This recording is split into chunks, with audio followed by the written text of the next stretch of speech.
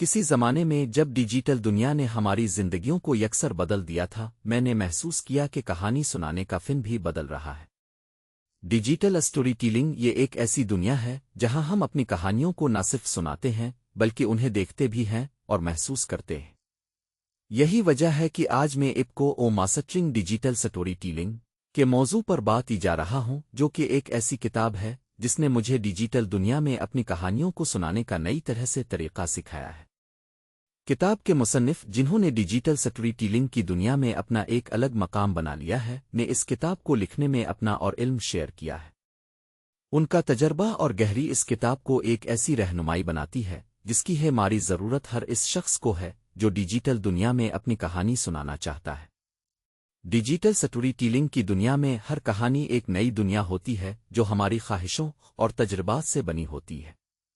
یہ کہانی ہماری زندگی کا ایک حصہ ہوتی ہے اور اسے سنانے کا طریقہ بھی اتنا ہی اہم ہوتا ہے جتنا کہ کہانی خود۔ اس کتاب نے مجھے سکھایا کہ کیسے ہم اپنی کہانیوں کو ایک نئی روشنی میں پیش کر سکتے ہیں، جس سے وہ نہ صرف سننے والوں کو پسند آئے بلکہ ان کے دلوں تک بھی پہنچے۔ پہلا سبق جو میں نے اس کتاب سے سیکھا وہ یہ ہے کہ کہانی کے آغاز سے لے کر آخر تک ہر لمحہ اہم ہوتا ہے۔ دوسرا سبق جو مجھے بہت متاثر کیا وہ یہ ہے کہ ہمیشہ اپنے سامعین کو ذہن میں رکھ کر کہانی سنائیں، کیونکہ وہی لوگ ہیں جو آپ کی کہانی کو ایک نئی زندگی دیتے ہیں۔ تیسرا اور آخری سبق جس نے مجھے بہت پرسر کیا وہ یہ ہے کہ ہمیشہ اپنی کہانی کو ایک ایسی سمبل تھمبنیل کے ساتھ پیش کریں جو نہ صرف متاثر کن ہو بلکہ کہانی کے اصل جوہر کو بھی بیان کرے۔ تھمبنیل ڈیزائن، جو پہلی نظر میں ایک چھوٹی سی بات لگتی ہے، درحقیقت ہماری کہانی کی پہچان بن جاتی ہے۔ یہ وہ پہلا تاثر ہوتا ہے جو ہمارے سامعین پر پڑتا ہے، اور یہی وجہ ہے کہ اسے بہت اہمیت دی جانی چاہیے۔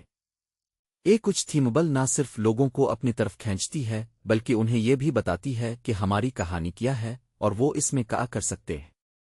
کال ٹو ایکشن ہماری کہانی کے اختتام پر ایک ایسا حصہ ہوتا ہے جو ہمارے سامعین کو ایک موشن میں لاتا ہے۔ یہی وہ لمحہ ہوتا ہے جب ہم اپنے سامعین سے ایک رد عمل کی توقع کرتے ہیں، چاہے وہ ایک تبصرہ ہو، ایک شیئر، محض ایک پسند۔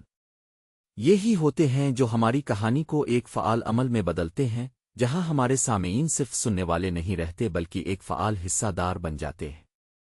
آخر میں یہ کہنا چاہوں گا کہ ماسٹرنگ ڈیجیٹل اسٹوری ٹیلنگ نے مجھے نہ صرف اپنی کہانی سنانے کا ایک نیا طریقہ سکھایا بلکہ مجھے یہ بھی سکھایا کہ کیسے میں اپنی کہانیوں کو ایک ایسی میں پیش کر سکتا ہوں جو نہ صرف دیکھنے والوں کو پسند آئے بلکہ ان کے دلوں کو بھی چھو لے۔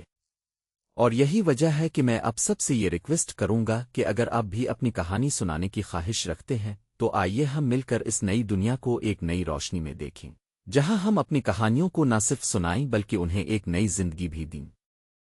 ہر کہانی کی شروع میں ایک جدید آغاز ہوتا ہے جو کہ ہمیشہ ایک نئی امید لاتا ہے۔ یہی وقت ہے جب ہم اپنی کہانیوں کو ایک نئی روشنی میں دیکھتے ہیں اور انہیں سنانے کا ایک نیا طریقہ تلاش کرتے ہیں۔